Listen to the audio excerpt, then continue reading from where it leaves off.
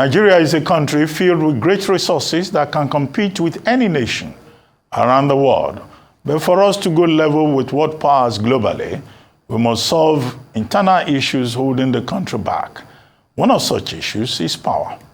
Apart from the high electricity tariffs, the epileptic nature of power has limited Nigerian businesses from achieving their full potential, which has its effect on the economy. The Minister of Power, Chief Adebayo Adelabu, said that to ramp up liquidity in the power sector, the government was working out a cost-reflective electricity tariff regime for the country. Many operators in the power sector have blamed their inability to set electricity tariffs in line with current economic realities as being responsible for the illiquidity in the sector. However, Adelabu reassured Nigerians of his ministry's commitment to prioritizing electricity supply in the country in line with what he termed President Bola Tinubu's electricity turnaround agenda in his New Year message. Joining us on the morning show is Rumundaka Wonodi, founder and CEO at ZKJ Energy Incorporated, and the pioneer managing director and chief executive officer of the Nigerian Bulk Electricity Trading PLC. Welcome to the morning show, Mr. Wonodi. Thank you very much, Dr. Ruben, and Happy New Year to you. Same to you. And thank you very much. Well, thank you for joining us. You were in charge of the bulk trader. You were also in charge of the Presidential Task Force on Power Initiative. So you know this story. But today, we are still having issues with transmission, with distribution, with the generation. Where do you think the weak link is? Why is it that the electricity transition plan has not worked? Now Minister Adelabu says he has done diagnosis, he has done stakeholder consultation, and is now coming up with strategy for implementation. And he has outlined a number of measures. President Tinubu also says, oh, electricity is going to be a major priority in the year 2024. What is the guarantee that something we've not been able to get right, either through even the bulk trader, or the Task Force on Power, or the Presidential Power Initiative, or the Metering Initiative, or unbundling of TCN, and all of that? What magic can anybody perform?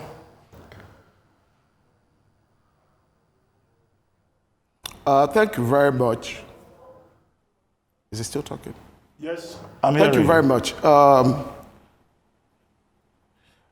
The first thing to say is that electricity sector is a heavily regulated sector.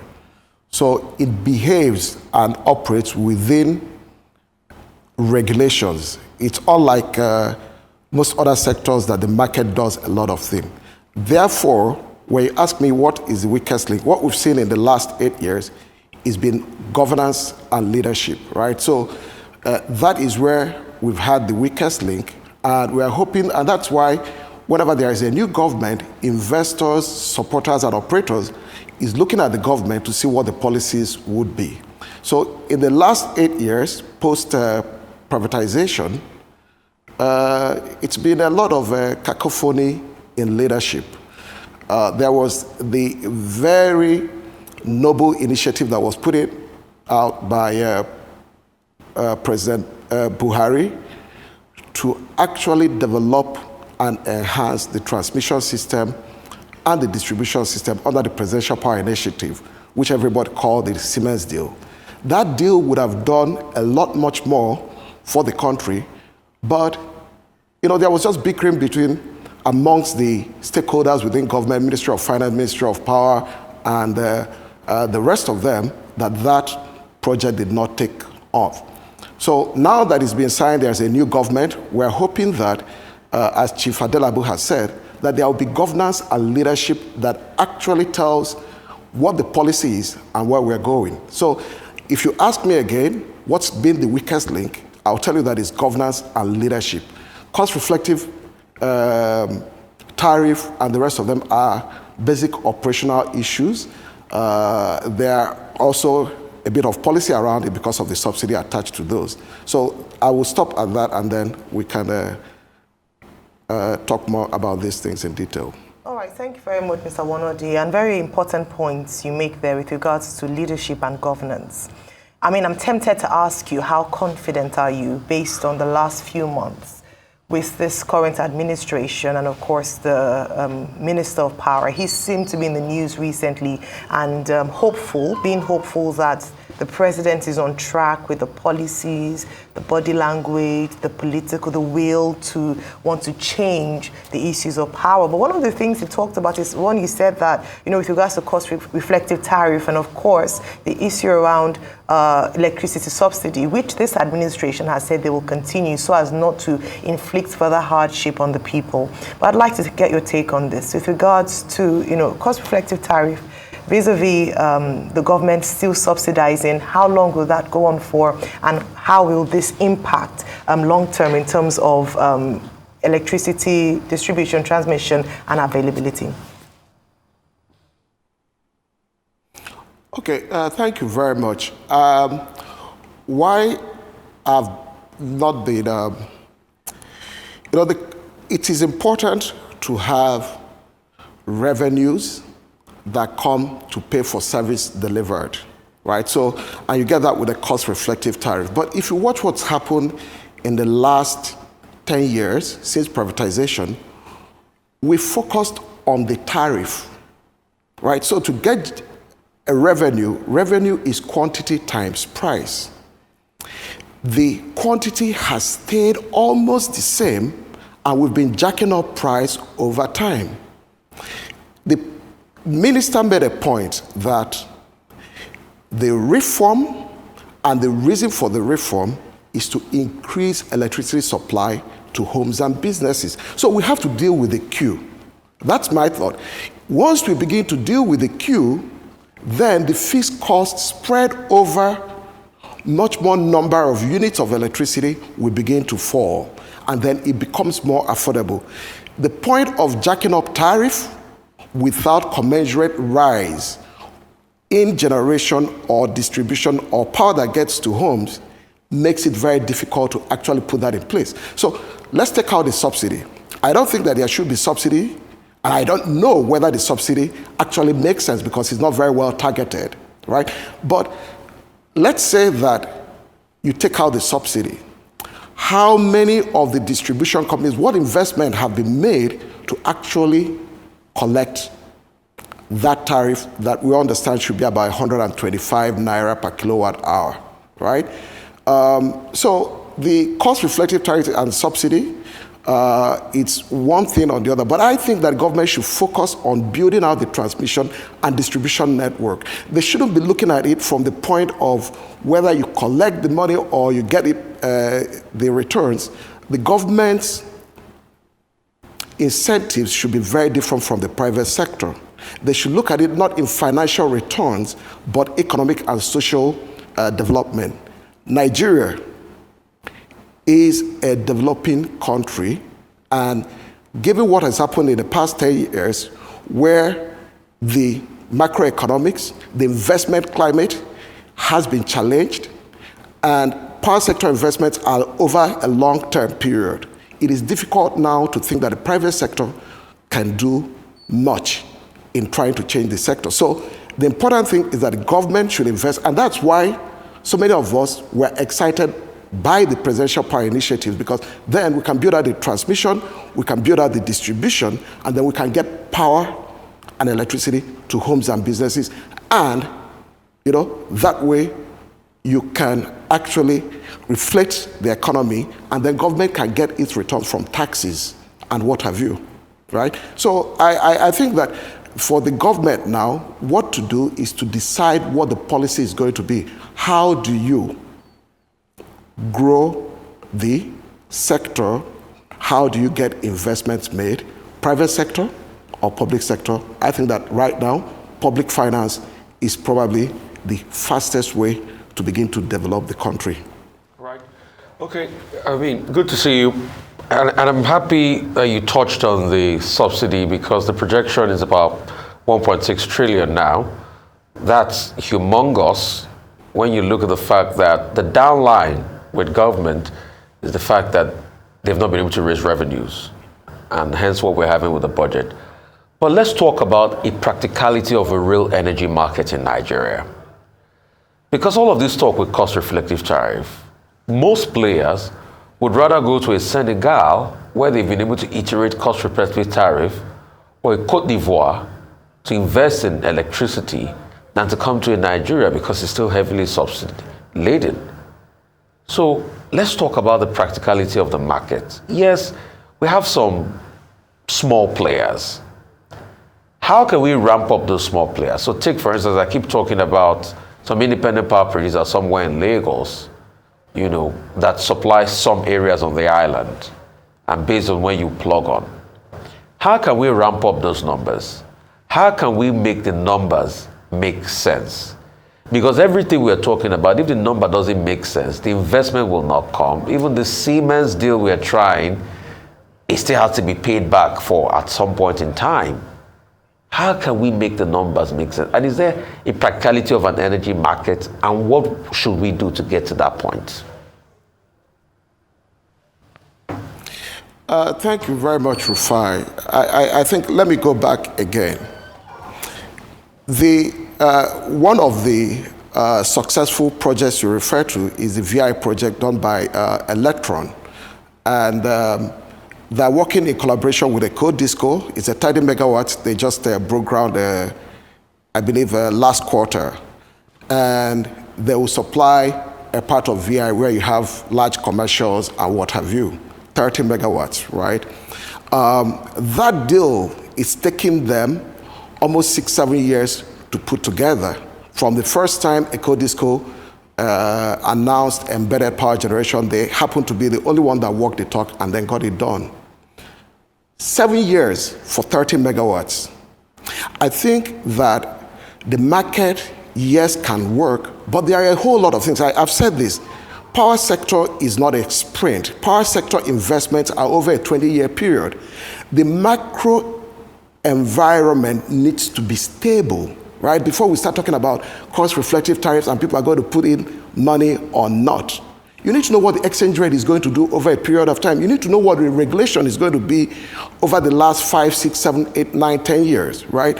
So I think that, yes, the fastest way for these little players to happen is for government to make the first fundamental investment in transmission and distribution, right? You're talking about Senegal. Senegal is 1,000 megawatts. What is that for a population of more than 25, 30 million people, or 2,000, 3,000 megawatts? I'll give you statistics. Last year, China did 160,000 megawatts of solar. Just solar. India did 18,000, right? That is everything we aspire we have installed, that countries that are developing, that are looking to drag their people out of poverty, is making investments. We talk about 30 megawatts, 40 megawatts here. That will not transform Nigeria. That would not even provide anything. So we have backbone projects, for instance, that NNPC is looking at. Those are the projects that we should be trying to see how that works. Right? Government should use those big players to do things. Infraco has just been set up by Central Bank, AFC, and Nigerian Sovereign Investment Authority.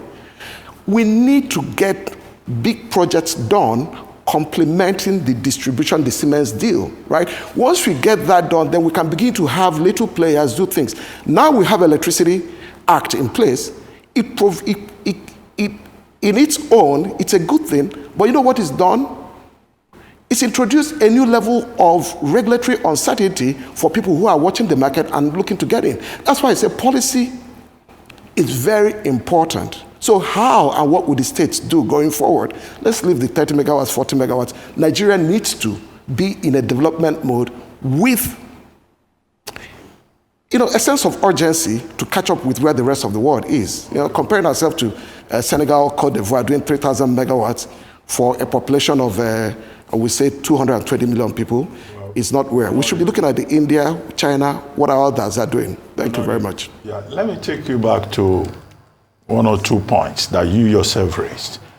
You say you don't like the idea of subsidy, that we should focus more on financing. But the minister was very clear that the Buhari administration should have removed electricity subsidy long before now, if that was the objective. But that to expect the Tinubu administration to come and remove subsidy would be a tall order, considering the fact that as soon as the Tinubu administration assumed office, it removed fuel subsidy. And to combine fuel subsidy with removal of electricity subsidy would not be politically wise for the Tinubu administration. It was very clear on that score. And that was why I was saying, even when they would look for ways to encourage cost-reflective tariff, they have an obligation to protect the poor. Now, we're told that between 2015 and 2022, about 2 trillion was spent on electricity subsidy. In 2023, we were told about 500 billion was spent. But that for 2024, government is projecting, and I'm quoting the CEO of the Electricity Regulatory Commission, NERC. He says it will be 1.6 trillion. That's the projection. Do you have any issues with government saying we have to protect the people? And then secondly, how prepared are we for renewable energy? Because that was another thing that the minister and other stakeholders have been talking about. Are we prepared? Solar energy. Do we have the wherewithal? It's just rhetorical statements being made. Dr. Abati, I understand why the president, for political reasons, would want to keep the subsidy in place. But regrettably, the subsidy does not target the poor or the most, it does not, the most impoverished sector of the society. That's the unfortunate thing. So at the end of the day, this subsidy goes out to actually people who have numerous air conditioners, freezers, and multi-bedroom houses and what have you. So it is sad. If you could target it, then that would be okay, right? But the question is that 1.6 trillion, that's what NEC said, if nothing is done, right? So 1.6 trillion, it's about, depending on exchange rate, 1.3, $1.4 billion, right? And you invest that in transmission or distribution, I think you get a much longer mileage out of it, right? We saw the central bank under support the power sector first with 702 billion, then another 600 billion called a payment assurance guarantee. At the end of the day, that was wasted funds. If we had invested that through the Presidential Power Initiative or anything that would build out the distribution generation and actually open it up so that we stop dealing with the issue of 5,000, 4,000 megawatts and move to 10,000 and now creeping up to 15,000. That would make much sense. So the subsidy matter is for, it's politics, it's okay.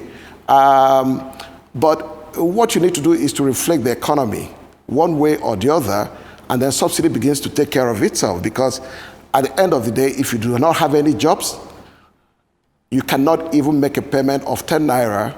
Someone who has a good job is more likely to pay 15 naira than someone who has no job paying 10. So I think that I keep saying that government needs to make the investment where you can actually have a productive economy instead of subsidy for the rich at the end of the day. It's really not taking care of the poor people. Well, renewable energy, how prepared are we? Or it's just rhetorical talk? I think that Nigeria is not doing well when it comes to renewable energy. We have the conventional renewable energy, the large hydros. We just completed the Zungeru.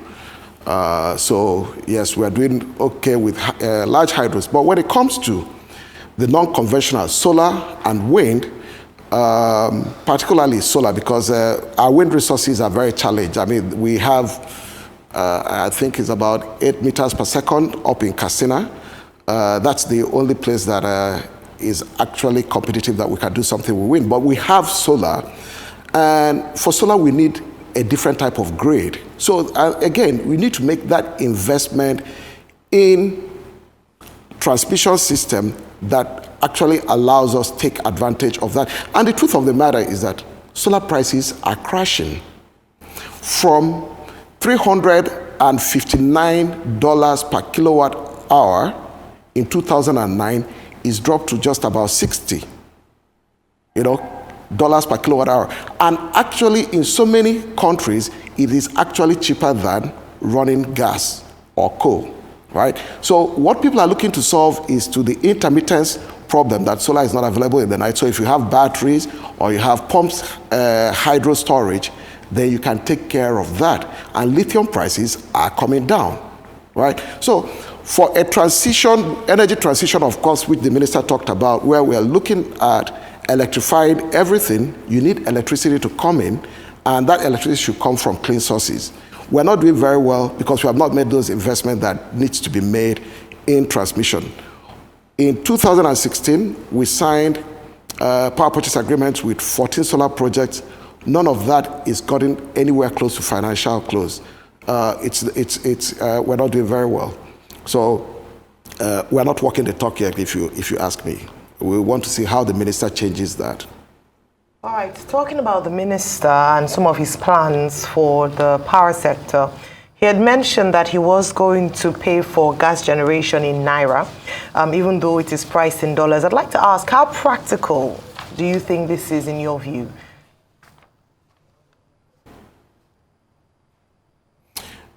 Again, I think we're isolating issues that are under macroeconomics. So we could do that for gas. What he says and what people have said is that gas is produced in Nigeria, and why are we pricing it in dollar? But that's not the problem with gas. It's the Naira that is the problem. It's the exchange rate, right? The conversion, the availability, that is the problem, right? So if truly the Naira under a macroeconomic framework is doing very well, people shouldn't be concerned about whether gas is priced in dollars. It's priced in dollars, and I can tell you it's paid in Naira. Everything that is priced in dollars, even power purchase agreements, are paid in Naira. The problem becomes that when you pay that Naira at a controlled, pegged exchange rate, and the market is different, can you then buy the dollars to source the parts that you need to maintain your facilities, if it's a gas facility or a generation plant, right? So that problem is the Naira more than whether gas is priced in dollars or the other. And that's why it's very good to focus on what it is. Yes, it's good to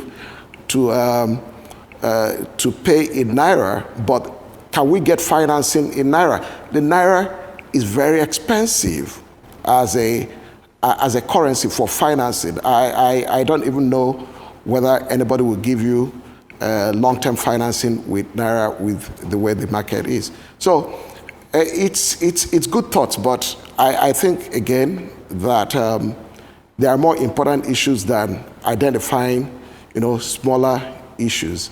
He means well, but that's my opinion. Okay. I mean, you pushed back a bit, and I saw the pride of a Nigerian in you when I was talking about Senegal and Cote d'Ivoire. He said, they are doing small things. Why should you even be compared? You compare yourself with China. I like that pride because I'm a Nigerian. I want this country to work. But the sad reality is you and I know we are not at that level yet. That's the sad reality. You and I know that those countries I mentioned, the likes of Senegal, are the ones getting the deal.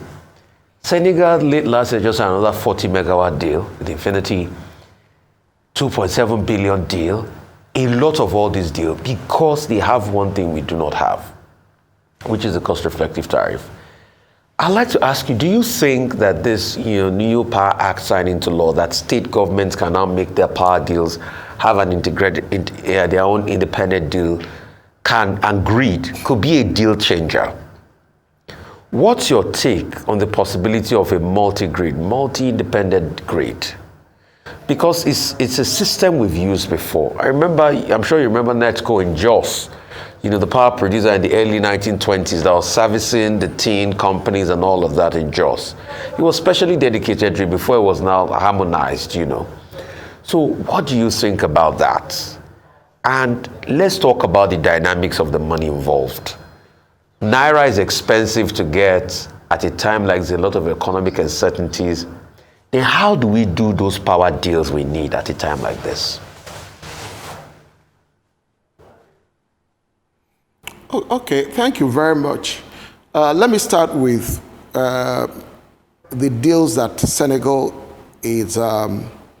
has just gone into, or Cote d'Ivoire. Cote d'Ivoire generates about 4,000 megawatts. It even exports power to neighboring countries. It's about 33 million people. Belgium, of the same site, generates about 26,000 megawatts. Cote d'Ivoire is not producing anything. It's tied to France in its economy. A population of 30 million people generating 4,000 and saying that it's sufficient for them shows there's no industrial base in that country. So so let's get out of that. But the second thing you said is that they're doing the deals. And we That's the PPAs. We generate 4,000. We're 200 million population. And we generate about the same size the Cote d'Ivoire is generating. No.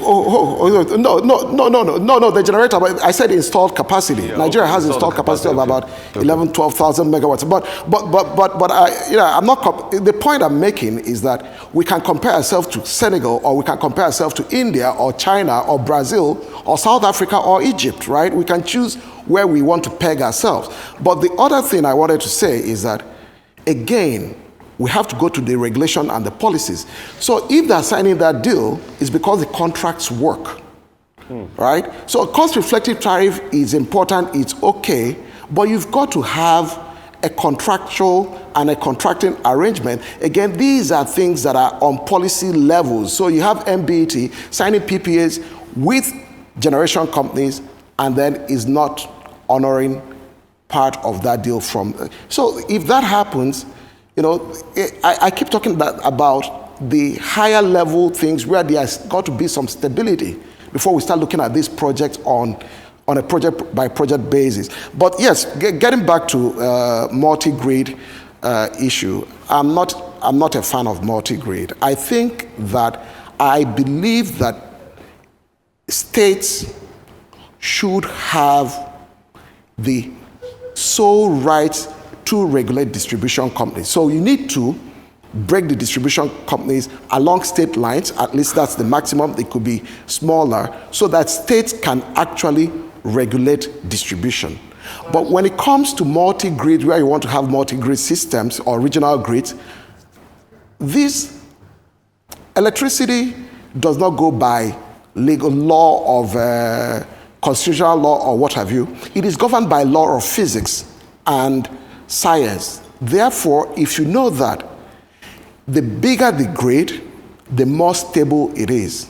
So if you go to the United States, you have about 3 transmission systems: East, West, and then Texas that carved itself out. Right. Why East and West are not connected is because you have the Rocky Mountains that is stopping them from there. But what you have is that, yes, it started, like you said, like a NESCO, small vertically integrated utilities, right. But somewhere along the line they found out that it's better to come together and keep growing the grid. So you have a PGM that covers about 13 states. You have the Midwest that covers about 16 states. Okay. These were small utilities that came together and decided to give up their transmission and put it under one control. Right. So I don't think that Nigeria should go back and start doing the reverse. You have one national grid, then you begin to break it up. Meanwhile, at the same time, we are part of the West African power pool, that the whole idea is to grow a much bigger West African subcontinental grid. Okay. And then we also sign the ACTA, where we want to even have one market for the whole of the continent, right? Yeah. So I think we need to be consistent with what people get frustrated by what is happening at maybe the central, right. and then they begin to think that the best way to do it is if I can have my own grid, then right. I can do better. Wonodi. Absolutely, I don't think that is the, yes. All right, well, thank you so much. I do not think that. We're currently out of time. You said you do not think that is the best option, right? Well, I do not think that, I don't think that regional grids is your best way, but I believe that states should be allowed to regulate and manage the distribution companies. Right. It makes much more sense. On that note, we'd like to thank you very much, Mr. Rumundaka Wonodi, for your time with us this morning, just analyzing the power situation in Nigeria and the this administration's response to ensuring that we get electricity to homes and organizations in Nigeria.